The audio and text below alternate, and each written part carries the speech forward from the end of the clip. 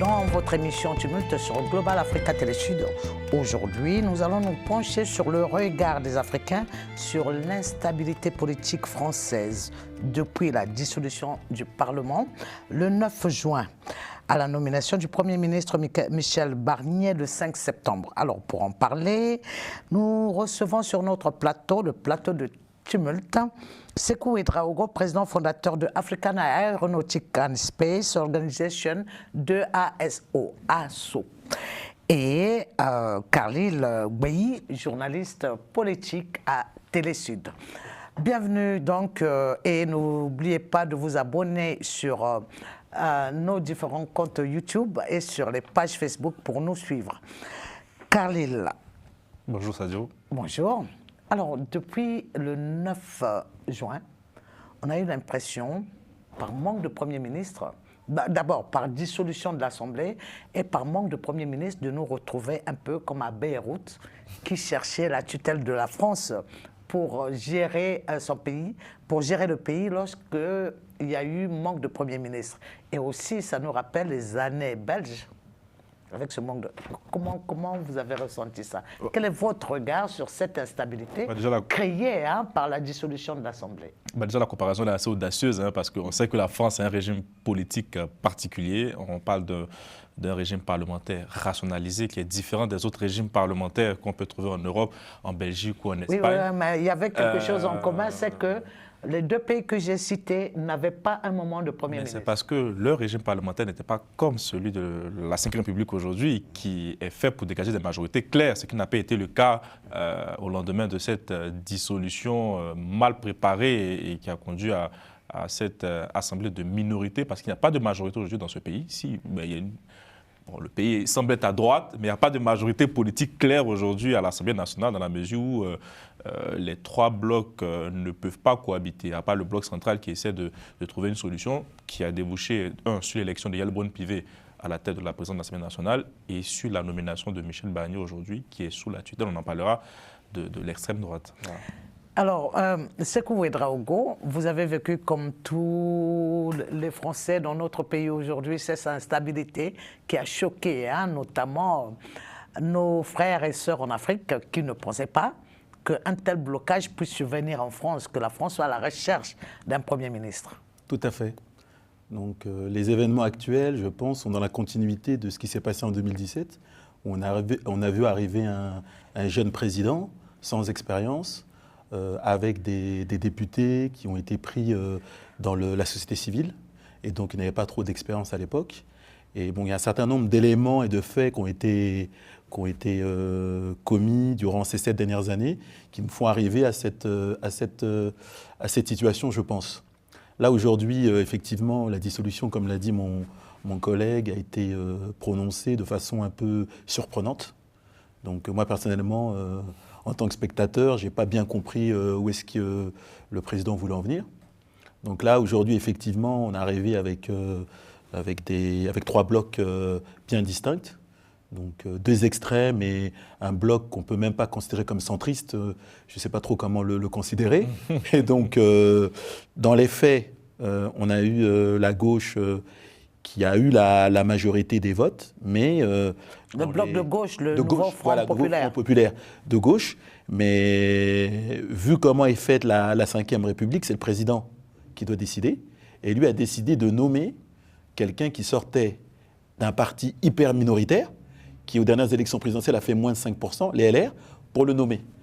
Donc là, ça a encore embrouillé la situation. Et n'oublions pas que Michel Barnier n'a même pas pu avoir le nombre de parrainages nécessaires en 2022 pour être candidat. Non, il a perdu la primaire. La primaire, oui. Il a été ultra minoritaire.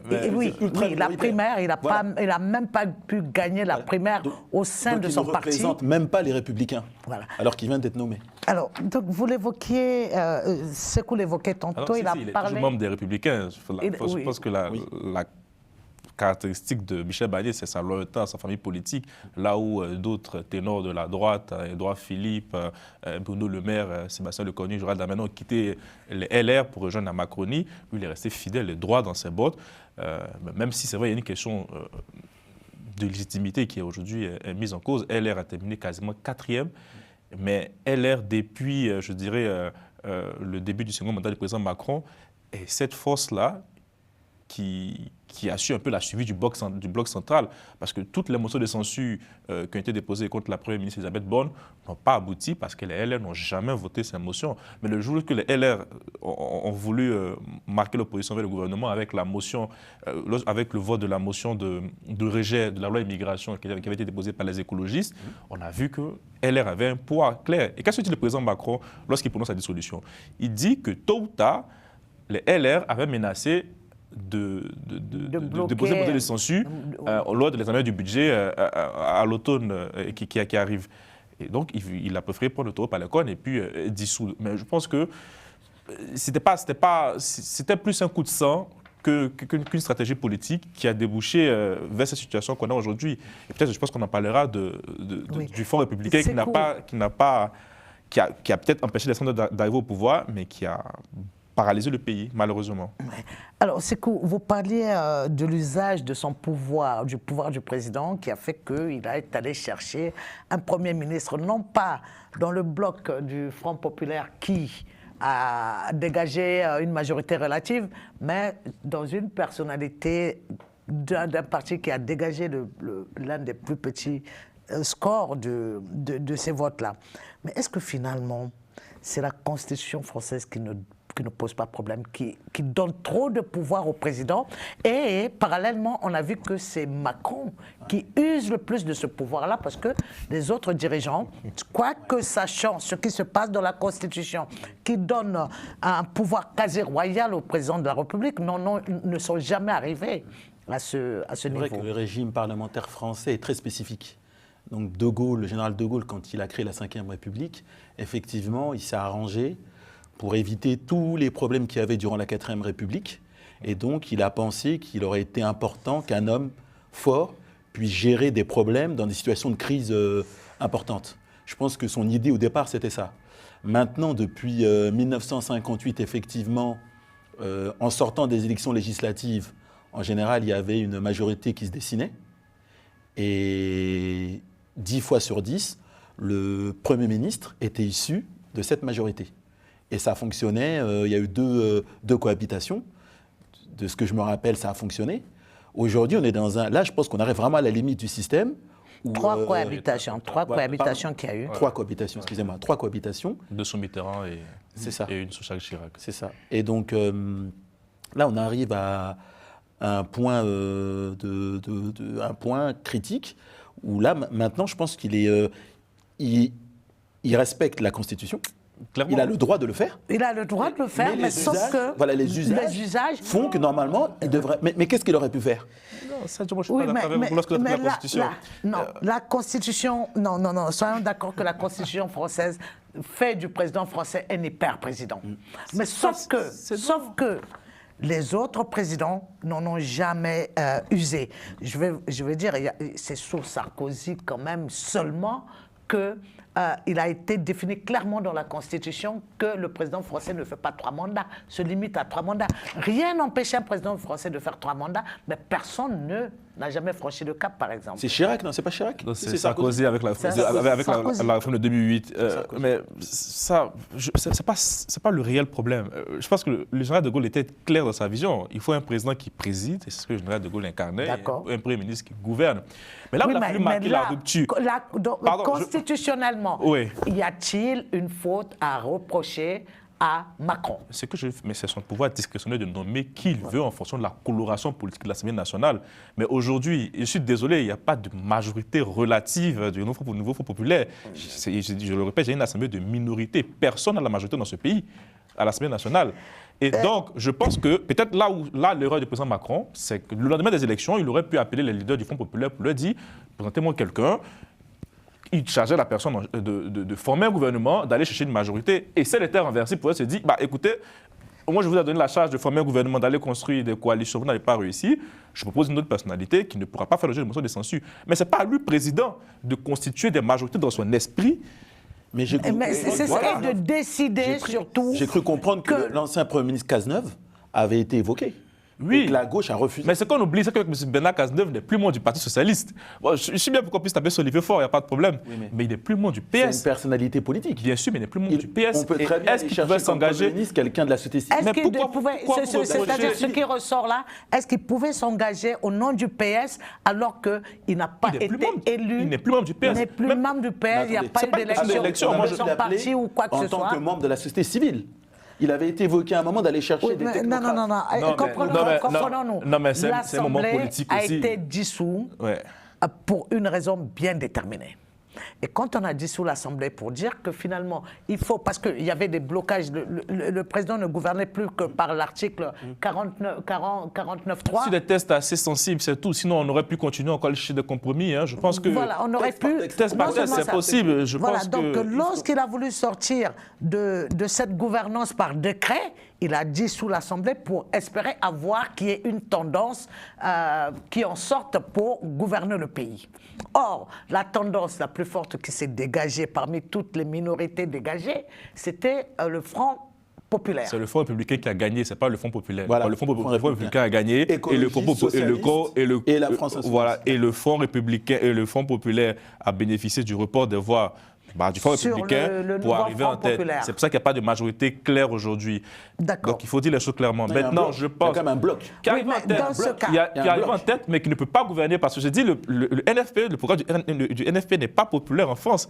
Et on l'a vu aujourd'hui. Si c'était le cas, je pense qu'ils auraient pu, par exemple, faire élire André Chassaigne, le président du groupe GDR à l'Assemblée nationale, qui était face à Yael Braun-Pivet. Mais ça, là où moi j'aimerais encore revenir, je dis, l'erreur du président Macron, c'est de ne pas peut-être avoir donné la chance à Lucie Casté. Ça, c'est le poids des régimes parlementaires. On donne la possibilité au bloc arrivant en tête de former un gouvernement, d'aller chercher une majorité. Et si ce n'est pas le cas, de dire, puisque vous avez été censuré, moi je propose une autre alternative, aller voir à droite, mais ce n'est pas à lui dans son esprit, comme je dis, de déterminer si telle ou telle personne ne peut pas constituer une majorité. Voilà. Là, Donc là, il s'est donné trop de droits. Là, il a agi comme chef de majorité. Ce n'était pas son rôle. Il s'est donné trop de droits. Est-ce qu'on est en droit de se poser la question, Sékou Ouédraogo, on peut dire tout ça pour ça?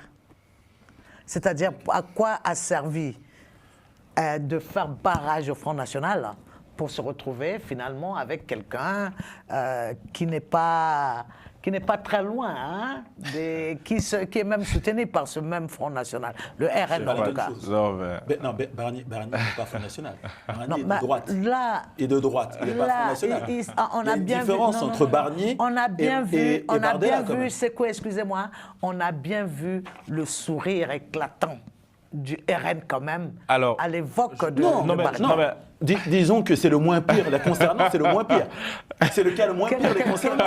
Alors, Ils ont Carly, forcément un Carly, sourire. Non. Ils ont forcément un sourire. Ça ne veut pas dire que Barnier est Front National. Oui. Après- non, après- j'ai pas dit qu'il est Front après, en National. en 2021. J'ai dit à quoi a servi de faire barrage, donc les Français, majoritairement qui ont fait barrage au RN, et qu'on se retrouve avec la nomination de Barnier qui donne un large sourire Parce qu'aujourd'hui- au RN. Attendez. Imaginez une seconde si le Front National était passé au pouvoir, l'image que ça aurait donné à l'international quand même. Est-ce que les le Front Français- National est-ce que les non plus Français n'a sont pas pro le droit aujourd'hui d'arriver au pouvoir? Est-ce que le Front National non plus ne fait pas partie intégrante du paysage Et politique Ils en font français? partie. Et- Oui, si les mais Français les avaient gens voulu se les sont élire, battus si les Français pour avaient qu'ils voulu les n'arrivent élire, pas au ils les pouvoir. auraient élus. Justement, donc, Si les Français avaient voulu Donc, les élire, est-ce que, ils les est-ce que- auraient est-ce que c'est le- pour autant, donc, est-ce le- qu'on peut, excusez-moi, est-ce qu'on peut dans ce cas dire que Macron a choisi une personnalité qui plaise à tous et en faisant fi de la voix des urnes quand même? mais ça, je pense qu'il y a deux leçons qu'il faut retenir au soir du second tour des élections législatives anticipées. C'est quoi? C'est un, les Français n'ont pas voulu de Jordan Bardella à Matignon. Et deux, ils ont rejeté le macronisme aussi.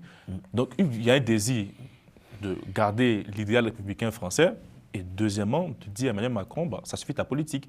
Donc il fallait quelqu'un qui incarne ce renouveau. Si Bernard Cazeneuve s'engageait à appliquer majorité du programme du nouveau Front populaire, je pense qu'il aurait eu le soutien de toute la gauche. Mais pourquoi on reproche à Olivier Faure? Moi, je suis désolé, qui est membre aussi de cette coalition-là, de faire éclater sa coalition pour mettre en avant ce qu'on appelait les éléphants socialistes au départ. Pourquoi? Moi, je pense que Olivier Faure est dans ses droits, dans ses bottes, et je pense que la motion qui a été votée par le Parti socialiste pour dire qu'il censurait a priori un gouvernement Cazeneuve qui n'appliquerait pas le programme du NFP est tout à fait légitime. C'est aux macronistes de faire des bougées. S'ils sont dans l'idéal républicain, comme je le dis, c'était à eux d'aller voir le nouveau Front populaire pour leur dire on est prêt à faire des consensus là sur certains sujets. Mais s'ils sont arrivés en tête, c'est que les Français aussi ont un peut-être désir de justice sociale. Mais là encore, ça reste à vérifier. Moi, je reste convaincu que c'est ce Front républicain-là qui a créé encore un petit brouillage au sein de l'arène politique. Mais les Français sont responsables de l'instabilité politique, dit Carlyle. Je pense que... Non, je pense que... Pardon, mais aujourd'hui... C'est pas compliqué. Il n'y aurait pas eu le Front républicain. Je pense que le Rassemblement national serait... Et moi, je suis convaincu que M. Macron... On aurait eu un Premier ministre. Et je pense que c'était l'idée... Moi, je reste convaincu que c'était l'idée de Macron, du président Macron, d'emmener M. Bardella à Matignon aujourd'hui en provoquant la dissolution. C'est tout. Il croyait qu'il allait avoir une majorité, même relative. Il croyait que c'était le RN qui allait arriver. Je pense que même le NFP... On ne peut pas être dans la tête du président. Je pense que c'était peut-être ça. Peut-être qu'il a pensé que son bloc aurait une majorité. C'est-à-dire là, beaucoup de gens ont plutôt pensé qu'en dissolvant l'Assemblée, le président s'attendait plutôt à une remontada de son blocage.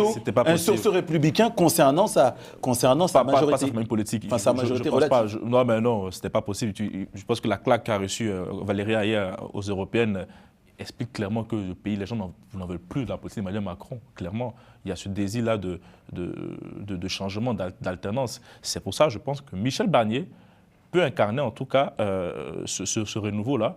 C'est un homme de compromis, à charge pour lui de ne pas tomber dans la compromission et de ne pas continuer le macronisme. Voilà.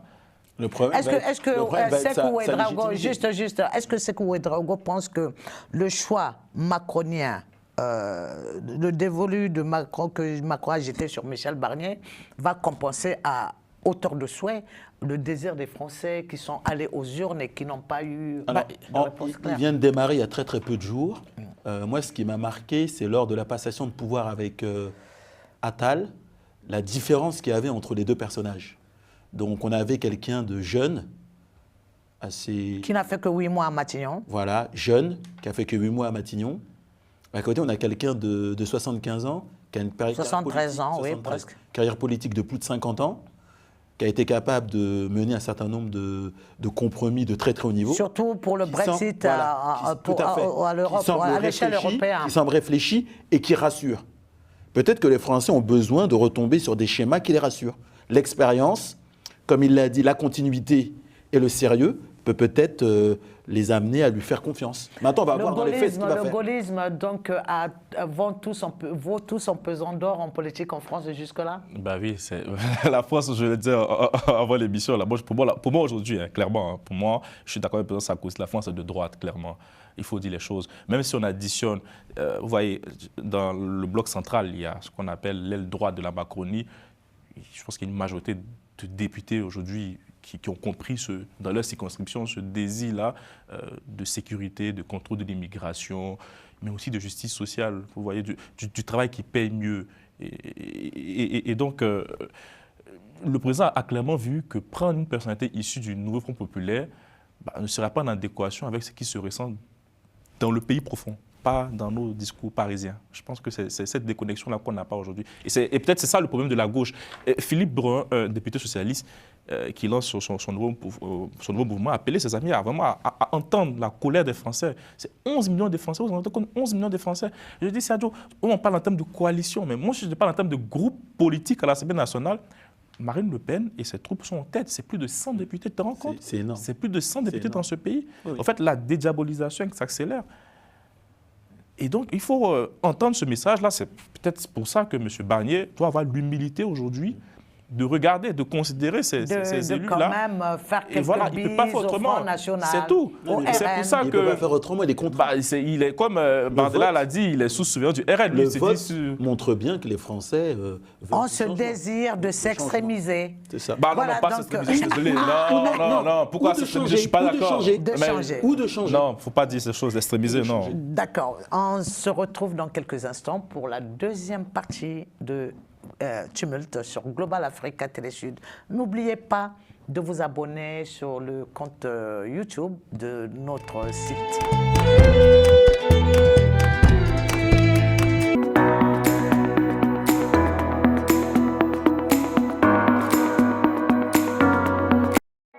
Bienvenue dans l'univers de Noah Cosmetics. Nous vous proposons une gamme de produits à base d'ingrédients naturels, des produits mixtes adaptés pour la peau, les cheveux et le visage, et également pour toute la famille. Nous avons également une chaîne YouTube où nous recevons des professionnels et des passionnés du domaine du bien-être et de la bienveillance avec qui nous partageons leurs précieuses connaissances. Rejoignez-nous sur tous nos réseaux.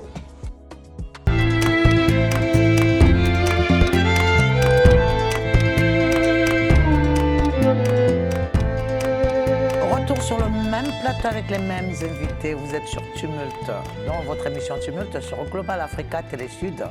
Alors, avec mes invités, je reviens avec Sékou Ouédraogo. Est-ce qu'on peut dire que à chaque 50 ans ou chaque 40 ans, la France avale un parti, rend inexistant ou adhère, change de position, en tout cas change de paradigme par rapport à la configuration politique qu'elle a. On a vu dans les années 80 comment le PCF, le Parti communiste français, a été pratiquement réduit à néant par Mitterrand, et que cette fois-ci, à contrario, on voit que c'est le RN qui trouve des adhérents, ses aspirations commencent à être entendues, comprises. Il faut en tenir compte, il faut voir, il ne faut pas tout à fait les jeter, mais prendre leurs idées pour fonctionner avec. Est-ce que c'est votre point de vue? Le monde change. Le monde change.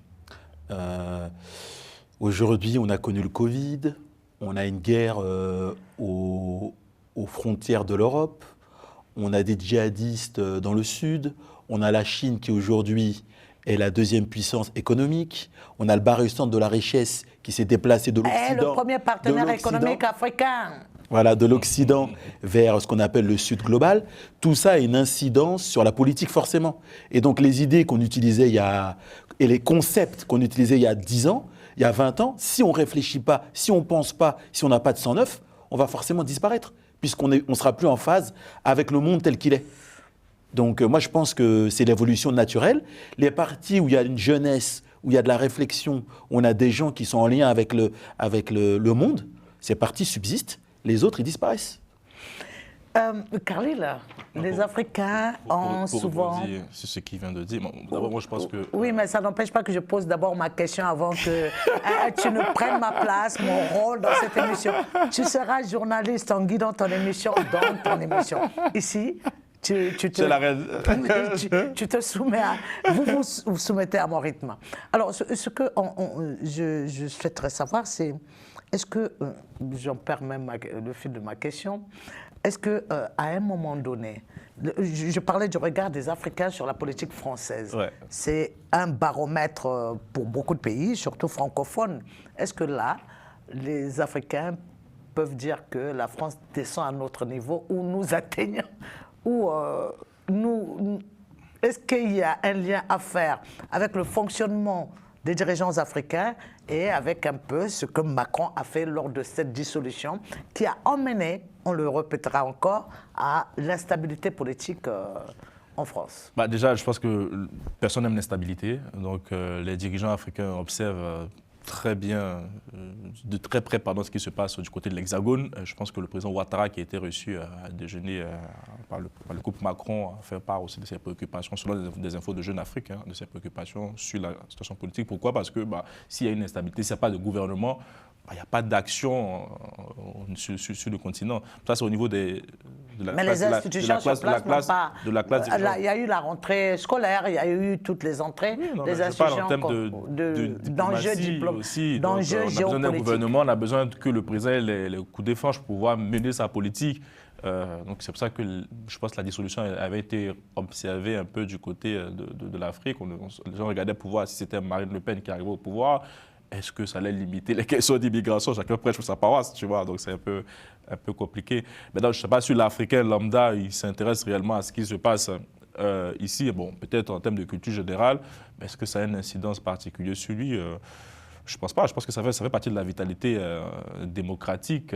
Au contraire, je pense qu'en tant qu'Africain, on aurait pu se dire « Waouh, c'est bien aussi d'avoir la possibilité d'être un peu bousculé. » Là où en Afrique, on est habitué à avoir des gouvernements qui durent 10 ans. Sékou Ouédraogo, est-ce que finalement les dirigeants sur le continent africain ne pourront pas se dire « Ah, si nous sommes arrivés à ce blocus, à cette dissolution, à avoir la main mise sur l'appareil de l'État, une institution comme le Parlement, on n'aura plus rien à nous dire. Donc on pourra user ou abuser à souhait de cette manière de faire pour se pérenniser davantage, pour ceux qui se pérennisent déjà, ou pour essayer de faire cette imitation et imposer une politique selon soi et non pas selon ce que les urnes ont décidé. Les pays d'Afrique francophone ont hérité, même au niveau politique, de la manière, le fonctionnement des institutions françaises. Bien sûr. Donc c'est vrai qu'en Afrique, il y a eu des coups d'État. Ici, on parle d'ailleurs que Macron a fait un coup d'État constitutionnel. Donc le terme, il est important de voir que même ici, il y a des choses qui sont quand même instables.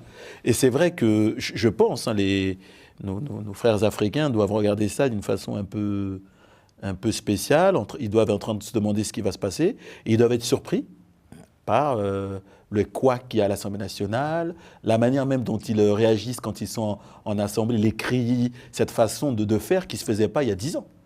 Donc, bon, je pense qu'ils regardent. Après, l'Assemblée nationale française était toujours un chaudron, hein, donc c'est pas nouveau. C'est vrai qu'aujourd'hui, ils se font plus entendre. Oui, mais parce là, qu'il y a ce sont les parlementaires qui, dans leurs décisions et le débat, sont houleux pour le bien, je pense, du pays, plutôt qu'il y ait en quelque sorte le surnom qui a été donné à Macron depuis le départ. Jupiter. Une sorte de Jupiter qui se met au-dessus de la mêlée pour, avec sa baguette magique, décider de ce qu'il prend, qu'il ne prend pas et marcher sur un peu tout ce qui était ordre établi. Moi, je pense que du moins dans la conscience des Français. Oui, mais je pense que du côté des Africains, on a peut-être aussi cette envie-là de respiration démocratique chez nous, parce que c'est ce qui se passe ici. Les gens, ils expriment leurs idées, leurs convictions avec leur force, leur énergie, leur caractère. Bon, on aurait bien voulu avoir un peu de courtoisie à l'Assemblée. Moi, ça ne me surprend pas. Je pense que ça fait partie même de l'histoire française de débattre avec autant d'énergie et de zèle comme ça. Après, franchement, du côté des Africains, je pense en termes de politique étrangère, en termes d'aide pour des pays qui comptent beaucoup sur la France, on s'inquiète du blocage parce qu'en plus, il n'y a pas que ce blocage institutionnel, il y a aussi la question de la dette française. Moi, je veux qu'on parle d'une proposition qui peut-être risque de fâcher un peu les chancelleries africaines, de Bruno Le Maire, le ministre des Missionnaires de l'économie, qui demande de couper dans le soutien, dans l'aide au développement des pays étrangers. Je ne pense même pas qu'il y aura beaucoup d'impact parce que Macron, je vais expliquer un peu ce que j'ai observé. Macron, depuis qu'il a pensé à l'opération Takuba, c'est-à-dire de prendre l'Europe et de l'emmener dans ses missions en Afrique, a aussi petit à petit a mis la France dans le train européen pour, par exemple, la mission de Jean-Marie Bockel aujourd'hui, c'est de réduire les effectifs de la présence militaire, en tout cas en Afrique. Mais qu'est-ce qui se passe parallèlement? C'est qu'il y a déjà 4 missions militaires européennes qui se pointent, qui sont dans 4 pays du Golfe de la Guinée. Est-ce que finalement la France montre un peu ses limites économiques, politiques, et ça doit se faire remorquer par l'Union européenne, pour pouvoir cacher un peu ses faiblesses, non? Il y a une armée européenne. Oui, il y a 4 missions. Takuba, c'était un peu Takuba, c'était ce qui remplaçait Barkhane dans le Sahel. oui. Mais actuellement, Il y a une armée. depuis quelques mois, il y a des C'est quelques missions pays. militaires D'accord. Oui. Donc, quelques européennes, pays européennes. Moi, européennes on a du qui mal sont à- moi, déjà je- postées. c'est plus une coalition, je ne Ouais, sais c'est pas des coalitions de pays. armée en tant Voilà, que c'est une telle. coalition. C'est-à-dire, c'est Oui. le rôle qu'avait l'armée française en Afrique Oui. que va avoir les armées européennes, Voilà, des maintenant armées une armée européennes. européenne D'accord. en Mais Afrique. Je pense que Donc, Macron, d'accord. c'est peut-être pour c'est à... éviter. Allez-y. Car les journalistes, je comprends, Non, sont besoin mais- de vouloir s'exprimer. En termes de légitimité, le souci, c'est que je pense que la France avait du mal à justifier la présence de bases militaires françaises dans des pays souverains. Il y a l'ex-empire britannique, qui était bien plus vaste que l'empire français. Ils n'ont aucune base anglaise dans les pays. Donc il y a un moment, on arrivait à une limite, on n'arrivait pas à justifier la présence d'une armée étrangère dans un pays. Donc ça ne pouvait plus tenir. C'était une question de temps. Qu'est-ce qui justifie que la France soit dans des pays africains? Moi, personnellement, je ne comprenais pas. Donc je trouve ça naturel qu'ils Ah oui, partent. mais ça je trouve fait- ça naturel qu'ils partent. Ouais. C'est- Oui, ça va dans mais l'ordre ça des choses. a les créé remplacer le par d'autres. narratif. Je ne sais pas si ça sort de l'imaginaire que Oui. cette armée servait à piller l'Afrique, alors que Non, de tout le temps, on n'a pas vu la France être le premier partenaire économique des pays francophones. La France est premier partenaire des pays plutôt lusophones et anglophones, l'Afrique du Sud, l'Angola et le Nigeria. Mais parce que déjà l'Afrique francophone n'est plus la chasse gardée, comme on dit, de la France et la Chine est aujourd'hui présente. On a même vu le nombre de chefs d'État présents lors du dernier sommet Afrique-Chine. Et donc, bon, ça s'explique aussi par tout ça. Moi, je voulais revenir sur la question des bases militaires, ou enfin de... Macron, c'est un fédéraliste. Il est très pro-européen, donc lui, pour lui, plus on agit en européen, plus on est fort. Et il n'a pas tort. Moi, je pense que face aux États-Unis et face à la Chine, il faut mieux faire les choses en européen, parce qu'à 27, on est plus fort et on peut peser mieux dans les négociations. Voilà. C'est peut-être pour ça qu'il a voulu transformer Barkhane en Takuba et demander aux Européens de venir. Mais il y a aussi l'image de la France qui était mise en avant, comme vous avez dit. Je n'ai pas compris aussi pourquoi, après la libération, la France a voulu maintenir ses forces sur place, parce que ça donne du La libération de... En fait, lorsqu'ils arrivent au Mali, après, sous demande du président malien de l'époque, son nom m'échappe, c'était pour un but, voilà. Djankounda Traoré, le C'était- président de la transition Djankounda Traoré. C'était pour un but bien précis. Ouais. Et, Pour je la pense force que- servale. Je ouais. pense qu'il devait terminer et se retirer et donner aux Africains la possibilité même de se défendre pour éviter, comme le dit, de donner ce narratif-là des leaders qui se sont installés définitivement et qui font de la France ce bouc émissaire. Justement, Sékou Ouédraogo, est-ce que finalement les pays qui ne veulent plus voir la France, même si beaucoup n'ont pas chassé, il y en a, je pense, beaucoup qui ne veulent plus avoir ces rapports condescendants de la France, ne veulent plus être avec la France dans un regard condescendant, mais est-ce que ils sont pas en train de se satisfaire de cette instabilité qui n'aurait pas pu avoir lieu au Sénégal, par exemple? Non, je ne pense pas Non, mais que la question, le c'est- Sénégal aurait accepté que le président ait la même mise dissolve l'Assemblée. Il y a une dissolution qui risque d'arriver bientôt, hein, je pense. Oui, mais ça, c'est une dissolution légale. 2 ans après, le Macron aussi, président... le président Macron avait le droit Oui, de mais dissoudre. le timing politique faisait que... Ça, c'est à nous, analystes politiques, de dire que ce n'était pas le bon moment. Ben, c'était C'est son pas le droit bon moment. constitutionnel. Et je pense qu'il faut juste reconnaître son droit. D'accord. Juste avant les Jeux Olympiques, moi, je n'ai pas compris. Franchement, Macron, je n'ai pas compris. Oui, mais pourtant, il a pu rassembler les Français, le monde entier Non, mais c'est autour sûr, de non. lui, malgré Non, c'est cette sûr. crise Non, politique. c'est sûr que les crise Jeux politique, Olympiques- je ne sais pas, mais cette Les Jeux Olympiques instabilité... étaient extraordinaires, ça c'est sûr. Mais c'était pas le time, rien qu'en termes de sécurité, une instabilité Ah, mais politique. les armées sont venues de partout dans le monde, Oui, hein, oui, mais- de l'Amérique latine, Ouais, mais il faut- de oui, Non, les l'Amérique JO, du Nord. risqué. Non, c'était risqué. je Je dirais pense que c'était heureusement. risqué. C'était risqué. Mais les JO étaient préparés depuis plusieurs années aussi. Hein. Les Français, c'est pas comme Pendant 8 ans, hein. je Sachez qu'on était en compétition, notre pays, la France était en compétition déjà avec l'Angleterre pour 2000. Oui, 2012. Pour Londres, ils ont perdu. non, Ils ont perdu. pour Ils ont 2020. Non, 2012 à Londres, Non, ils ont perdu. de- 2012, 2012, ils étaient en compétition, ils ont non. perdu Voilà. pour Et Londres. puis, il y avait 2020. Et il y a eu cette confrontation avec les Los Angeles. Il y a eu cet accord de dernière minute qui a permis à la France, à Paris, d'organiser 2024 et à Los Angeles d'organiser 2024. Donc, il y avait une organisation de longue haleine où on a vu même l'Afrique très présente, avec surtout Station Afrique à l'île de France avec Niabali, le maire Niabali. Mais on a également vu que ça n'a pas causé problème. Au contraire, ça a même éclipsé cette instabilité politique dont on a moins parlé, jusqu'à ce que surgisse le très inattendu Michel Barnier. Parce qu'en fait, tout est déjà bouclé pour permettre ce qu'on appelle la continuité de l'État. C'est une des fiertés françaises aujourd'hui. C'est pas comme chez nous en Afrique où lorsqu'on arrive, allez, on balaye tout. Non, il faut faire était de très haut niveau. Les fonctionnaires, ceux qui sont là aujourd'hui, ne sont pas là en fonction de la coloration politique. Ils sont au service de l'État. Ils ont ce sens du devoir de l'État. Ils ont su que c'était l'image de la France et qu'il fallait se rassembler. C'est pour ça que le président a appelé une trêve olympique. Je pense que les partis politiques l'ont entendu et mais permis à la France de... Après, le souci, ça aurait été, par exemple, s'il y avait eu un nouveau gouvernement, il y aurait eu un nouveau ministre des Affaires de l'Intérieur, un nouveau ministre de la Défense, de nouveaux ministres, des gens qui ne connaissaient pas forcément les dossiers. C'est un risque quand même important. Est-ce qu'on peut dire que la France a baigné un tout petit peu dans une sauce africaine, dans une sauce de la politique africaine, pour finir? Je ne sais pas. Mais disons que c'est très étonnant. Cette instabilité, cette impression de brouillon, de non-contrôle est très rare dans ce pays, quoi. Mais c'est parce que c'est rare que ça a eu lieu. La France est un pays d'ingénieurs, de mathématiciens, et donc culturellement, ils aiment faire les choses de façon très carrée. Et c'est vrai que là, l'impression qu'ils donnent, c'est un manque de maîtrise et de contrôle.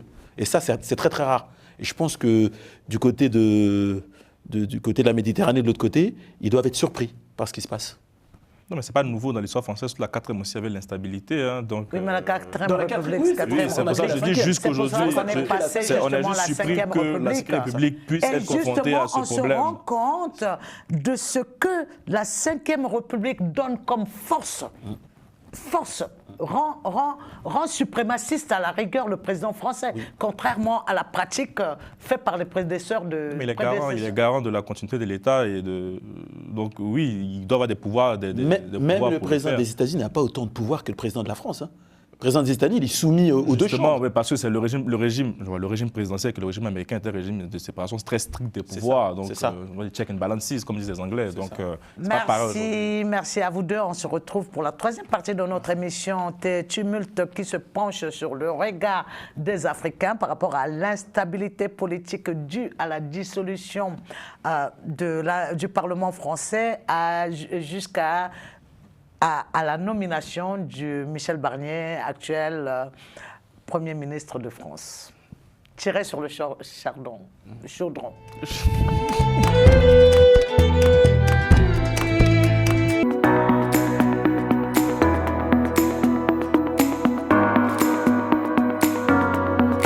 Bon, enfin, c'est vrai, j'ai un peu traîné sur Internet la semaine dernière. Ah. Je suis tombé sur des codes craqués. Mais moi, j'ai pas craqué, hein. Bravo. J'ai tenu bon. Je suis fier de vous. Je tiens bon. C'est bien. Merci à vous, qui soutenez la création en regardant légalement vos films et vos séries. Je tiens bon, je tiens bon, je tiens bon.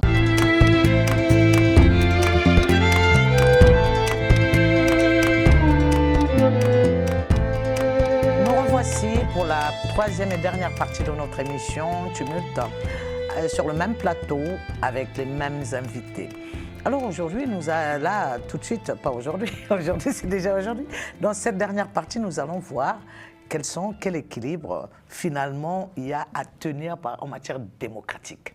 Est-ce que, comme le disent beaucoup, c'est quelque chose à peaufiner ou c'est quelque chose qui doit aller crescendo, où il y a des hauts et des bas qu'il faut réguler? Carlyle. Ah bah oui, il y a une vraie crise démocratique. Hein, je pense que c'est peut-être... on l'a vu au moment de la réforme des retraites, un pays qui rejette massivement une réforme dans la rue, à l'Assemblée nationale, que le système semble maintenir. Et donc, aujourd'hui, oui, il faut il faut repenser ce système-là, il faut aller vers plus de démocratie représentative, pourquoi pas multiplier les référendums sur certains sujets, donner la parole de plus en plus aux Français, sans pour autant remettre en cause la légitimité du Parlement. Et à travers le monde, ce rapport, est-ce que c'est un modèle à peaufiner? Voilà, ce modèle démocratique parlementaire et le rôle du président français est à revoir et à améliorer? Ou est-ce que finalement on va s'y faire et puis avoir des émules sur d'autres continents pour les plus dictateurs d'entre nous en Afrique? Il faut peut-être que la Ve République soit aménagée. Il faut peut-être donner un peu moins de pouvoir au président, un peu plus au Parlement. C'est vrai que depuis quelques années, là, ça avait déjà commencé avec les Gilets jaunes. On a vu que c'était le chaos total dans le pays. Et ça, c'est issu d'une loi sur l'augmentation du prix du carburant, je crois. Oui, mais c'est un cumul de tout. Et ça a débouché sur limite une révolte comme jamais. Oui, on se rappelle... comme Macron a dit, venez me chercher. Et les Français. Non, mais il ne parlait pas de gilets jaunes. Je pense que c'était dans le cadre de l'affaire Bardella. C'est quoi Oui. Barnella. Oui, mais son nom m'échappe. Benalla, pardon, désolé. L'affaire Benalla, c'était dans ce cadre-là. Oui, mais ça s'est télescopé, ça s'est trouvé à peu près dans les mêmes périodes et qu'il y avait déjà cette crise. Le président Macron, vous savez, je pense que... Bon, et qu'on a vu les Français rentrer par les fenêtres, même dans un palais africain. On n'a pas vu ça. Peut-être dans le cadre du Mali, où on a vu les gens monter les murs pour aller chercher le président de la transition d'Irlanda. Pour un peuple qui a tué son roi, c'est ce que j'allais dire. Ça vous étonne? Non, je ne comprends pas. Regarde, c'est historique. Non, donc, la France, c'est un pays... c'était une monarchie. C'était une monarchie. Sûr, donc, ça fait est-ce que finalement, cette politique monarchique a définitivement quitté les mœurs politiques françaises?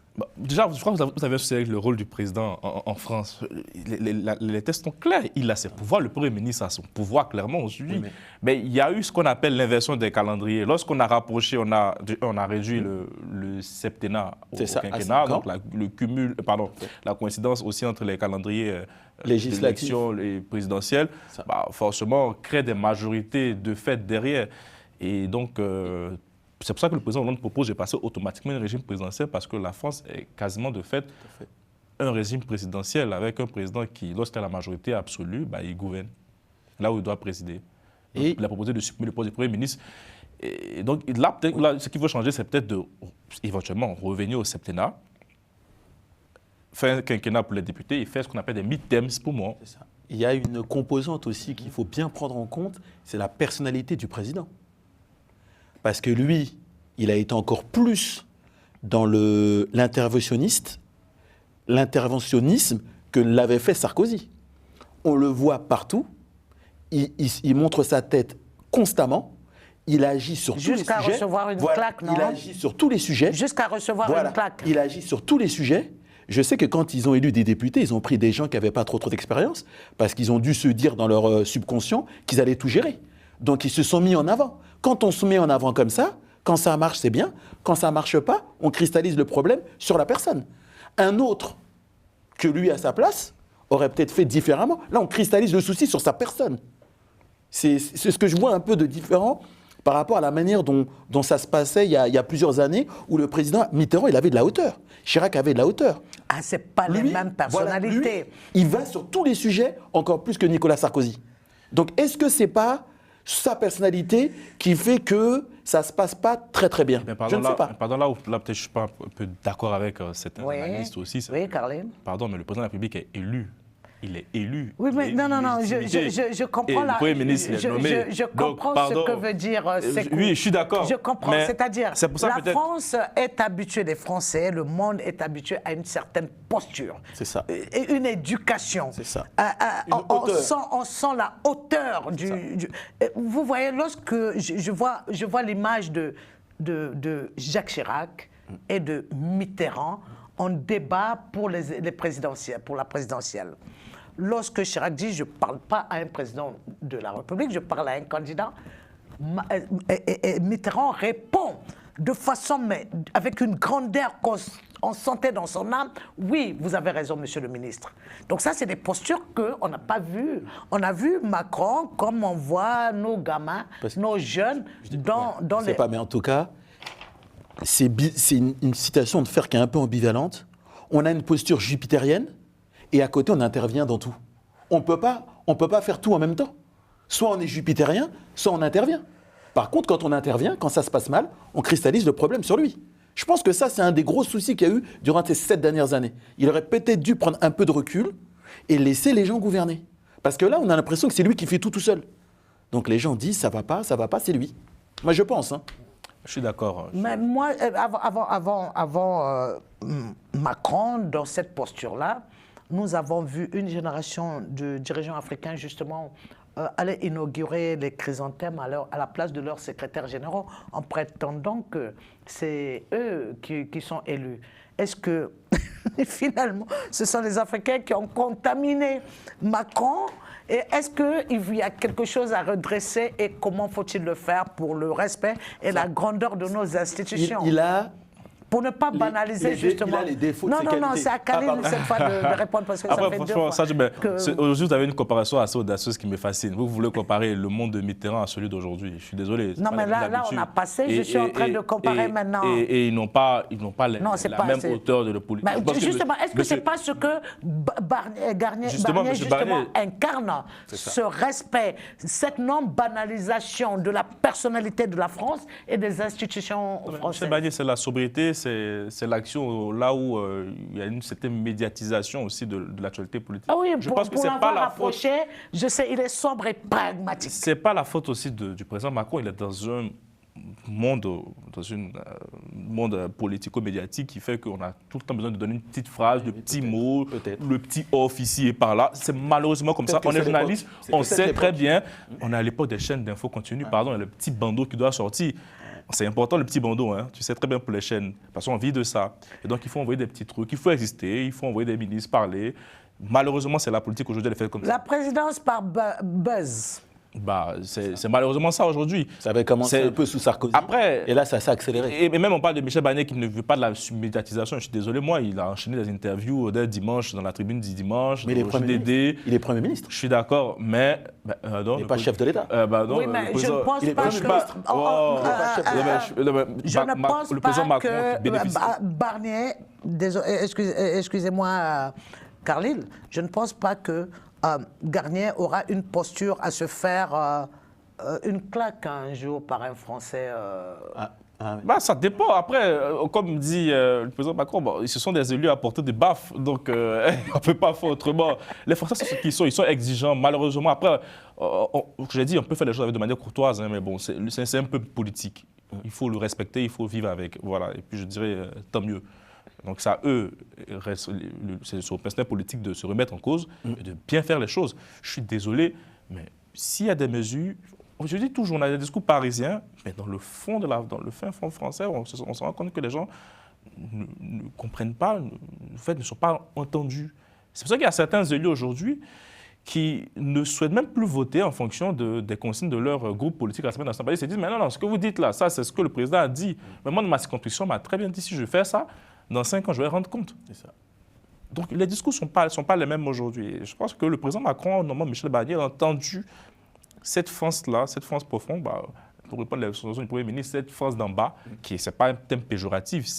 On sait que Jean-Pierre Raffarin aussi avait eu aussi cette phrase de la France d'en bas, la France d'en haut. Dans la France d'en bas, justement, il y a le petit afro-descendant qu'on prend pour un Africain, alors qu'il a grandi dans les valeurs de la République et qu'on continue à le voir comme l'envahisseur africain. Est-ce que c'est ce discours? Je ne suis pas d'accord. Oui, alors je ne suis pas d'accord. Je pense que aussi, on a aussi notre... En fait, c'est un peu partagé. De un, la France peut-être n'a pas mieux accompagné en termes d'intégration.